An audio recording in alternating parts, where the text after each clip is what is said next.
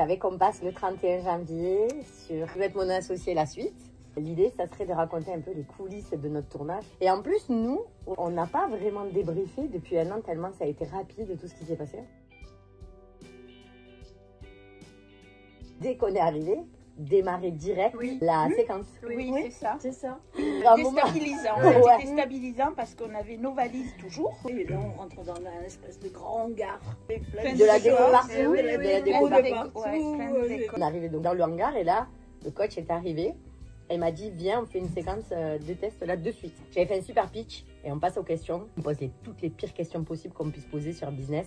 Et j'étais là.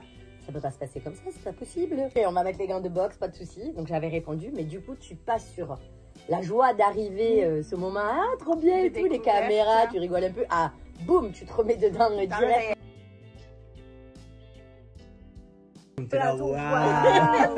On était des enfants à Disneyland. C'est la première fois qu'on découvre un vrai plateau de notre vie. On découvre les pelotes, parce qu'on avait envoyé des dizaines de pelotes pour la scénographie. On découvre nos protos, nos pulls accrochés. Ça faisait bien de découvrir nos produits sur un plateau. Oui, on connaît tellement ces fauteuils. Bah voilà, c'est les éléments clés visuels de l'émission. Là, tu les vois.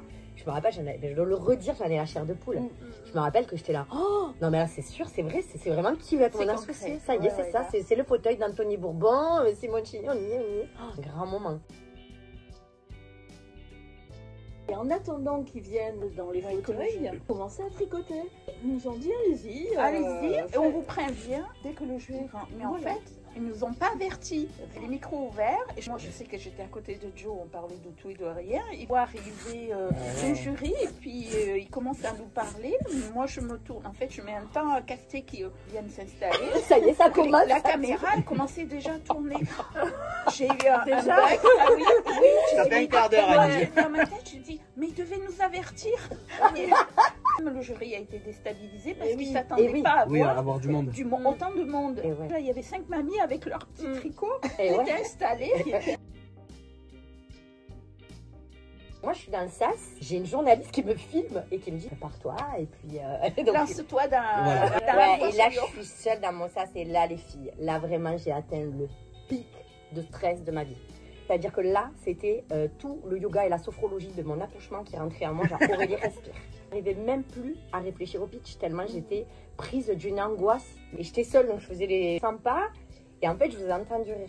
Et là, j'ai dit, ok, tout va bien. Tu vas, tu racontes l'histoire et puis ça va aller. Mais j'aurais jamais pu y arriver et faire ça sans vous. Si cette sérénité et ce que je sentais de notre énergie qui faisait, je me disais, allez, tu peux le faire. Elle me prévient, elle me dit, tu vas rentrer, donc mets-toi derrière les portes. Et là, je vois cette caméra et tu sais, je connais ce plan et je me dis, oh, c'est le moment où il faut souffler, ouvrir la porte comme ils font tous. Sauf que je crois que j'ai pas du tout fait ça. Je suis en mode, oh, respire. Et donc, les portes s'ouvrent et là, mon cerveau, il a switché. Je vous vois me regarder avec force et fierté, tu vois, genre aéré, tu vois, genre. Je vois le jury aussi hyper bienveillant et je le sens bien, tu vois, parce que je me suis dit, ils ont fait taf, il y a eu un petit moment d'échange, donc je vois tout le monde, voilà, souriant, ok, cool, j'y vais, donc j'ai un peu la voix tremblotante de mes restes d'hyperventilation quelques minutes avant. Je me dis, ouais, trop bien, je sens une good vibe. Je crois que ça a été. Parce que là, ouais, non, ça a été. Après, bon, en régie, les 2 premières minutes, toi, tu me connais. La voix, elle est un peu fébrile, quoi, mais tu sens qu'au fur et à mesure, ça monte, en fait. Ma mamie, c'était une femme exceptionnelle. Elle a un goût prononcé pour la punchline à faire rougir Jean-Pierre Nadier. Allez. Je pose des questions mamie, je crois qu'il y a Eric Larchevêque à tricoter avec Muriel et belle surprise. Ah ouais, c'est vrai. Mais même vous en régie, ça serait intéressant parce que vous avez vu les images. Bah, nous, on avait tous les plans des caméras. Et là, on choisissait après. On avait des coachs aussi qui étaient avec nous, qui commentaient. Voilà, qui commentaient, oh ça c'est très bien, oh ça alors pas du tout comme ça. Jean-Pierre n'a pas posé trop de questions. Non, il était très observateur. Celui qui était le plus présent. Quand on est arrivé, qui parlait pas trop, je me suis dit, bon, ça n'intéresse pas du tout. Anthony chantait qu'il y avait un truc, il était en mode, il captait ce que je disais, puis surtout qu'on parle marketing. Le marketing, voilà, là-dessus, on y était. Et là, on n'a pas été bien parce que quand ils ont commencé à tous parler et qu'on avait des non. Ouais. Tu te fais des têtes où on est passé sur Twitter. Oui. Là, on est en mode non, mais c'est pas possible. Et heureusement, Jean-Pierre qui arrive. Belle surprise. Ah ouais. Le truc sur la personnalisation, le surcommande, donc le fait d'un business modèle économique complètement innovant.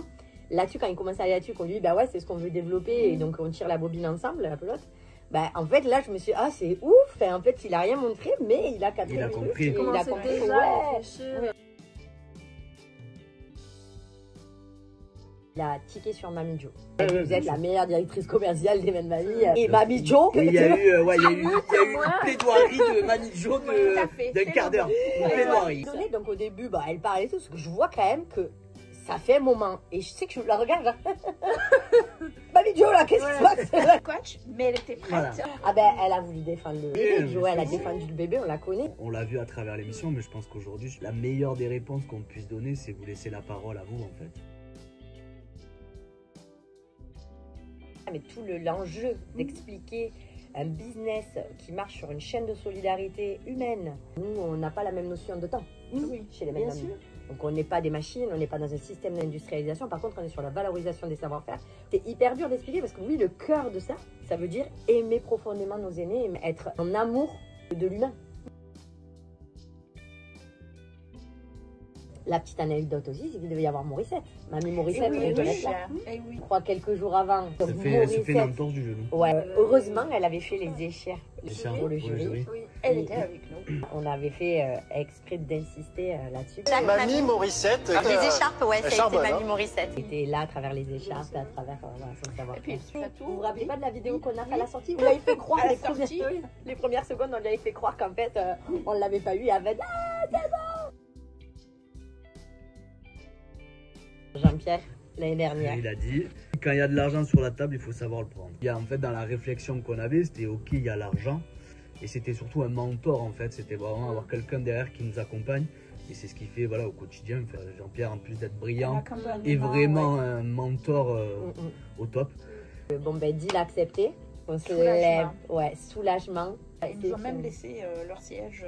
Ah oui, on avait fait la photo. oui, comme oui, ça, oui, c'est oui, vrai. ouais, ouais. Dans le sas. Oui, là, dans le sas, c'est là l'euphorie. Oui, c'est le câlin. Ah ouais.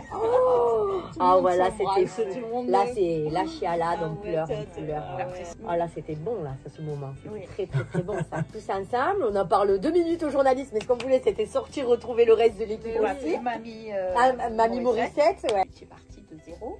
Ouais, On ouais. a toujours été là. Ouais. Puis on Et de toute continuera façon- toujours d'être là. C'est clair. De toute façon, même si on n'avait pas Voilà, réussi c'était à quand obtenir un associé, on savait que de toute Ouais, façon, c'est on vrai. allait continuer quand même avec Tout à fait. toi. Et puis c'était cool, on avait dit qu'importe ce qu'il arrive, quand vous l'avez Voilà, annoncé, c'est ça. on le vit et on le vit pleinement, et puis basta, Voilà, c'est mais déjà bon, beaucoup pour nous. J'espère que vous avez adoré ces petits moments passés avec nous, où on vous dévoile les coulisses de notre émission qui va être Mon Associé.